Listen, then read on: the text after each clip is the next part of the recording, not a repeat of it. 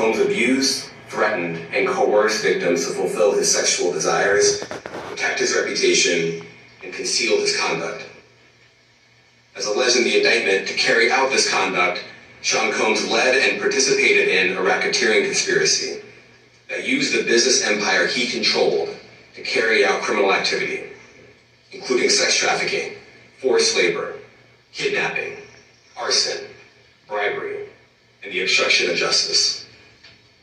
Let me say a little bit more about the charges. The indictment alleges that Combs abused and exploited women and other people for years, and in a variety of ways.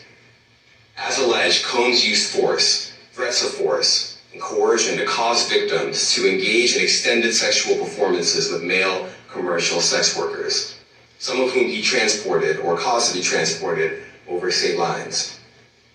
Combs allegedly planned and controlled the sex performances, which he called freak-offs, and he often electronically recorded them. The freak-offs sometimes lasted days at a time, involved multiple commercial sex workers, and often involved a variety of narcotics, such as ketamine, ecstasy, and GHB, which Combs distributed to the victims to keep them obedient and compliant. As alleged, when Combs didn't get his way, he was violent, and he subjected victims to physical, emotional, and verbal abuse so that they would participate in the freak-offs, and that Combs hit, kicked, threw objects at, and dragged victims, at times by their hair. On one occasion in March of 2016, that conduct was captured on video and later reported in the media.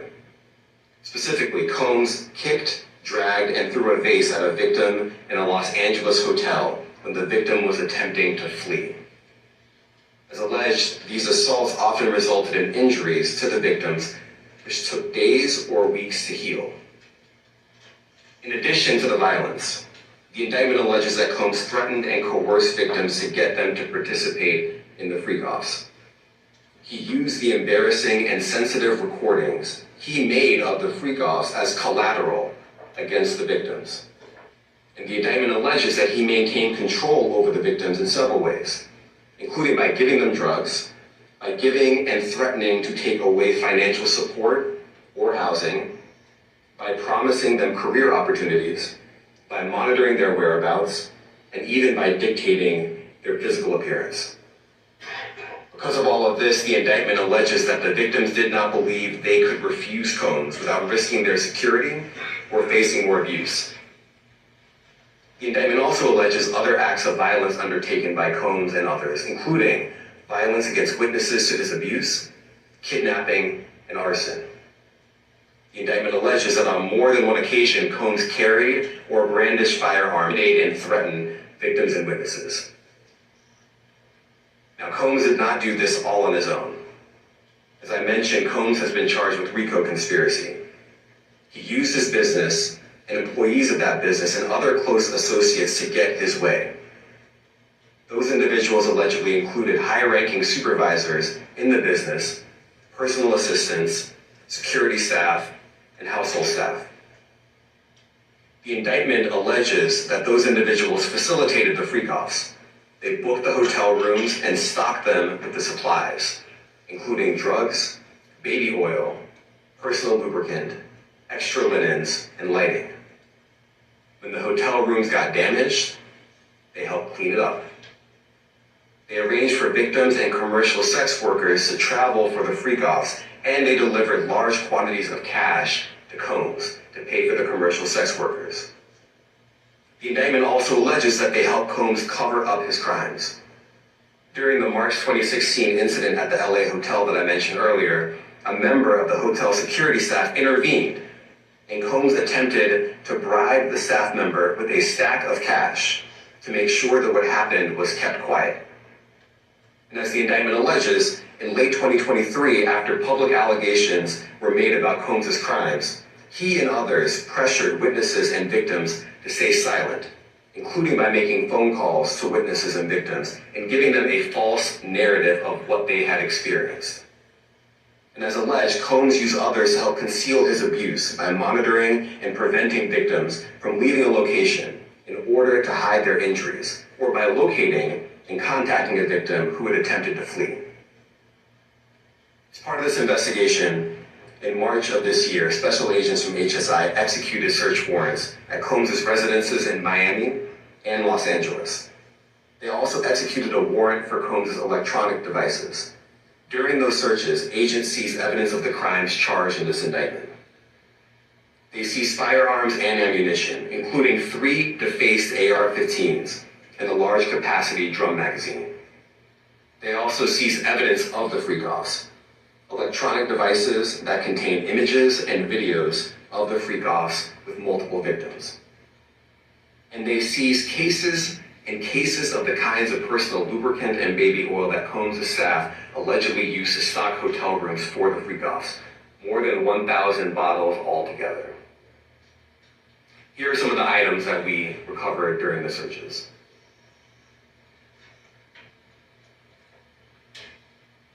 As you can see here, this is a drum magazine, large capacity, and it contains, I believe, 59 rounds. I mentioned as well that we recovered 3 AR-15s. This is a close-up shot of one of the AR-15s, and you can see right here, the serial number has been thoroughly defaced. Another picture of more ammunition and parts of 2 AR-15s right there. Now, I want to be clear about 2 things. First, this office is determined to investigate and prosecute anyone who engages in sex trafficking, no matter how powerful or wealthy or famous you may be. No one should doubt our commitment on that. A year ago, Sean Combs stood in Times Square and was handed a key to New York City. Today, he's been indicted and will face justice in the Southern District of New York. Second, we are not done. This investigation is ongoing, and I encourage anyone with information about this case to come forward and to do it quickly. Anyone with information can call 1-877-4HSI-TIP. I want to express my deep appreciation for the victims and witnesses who have used their voices and helped bring this criminal conduct to light. We would not be here without them. I also want to thank the dedicated case agents on the HSI Trafficking in Person Squad in New York. They have been with us since day one and have worked tirelessly on this investigation.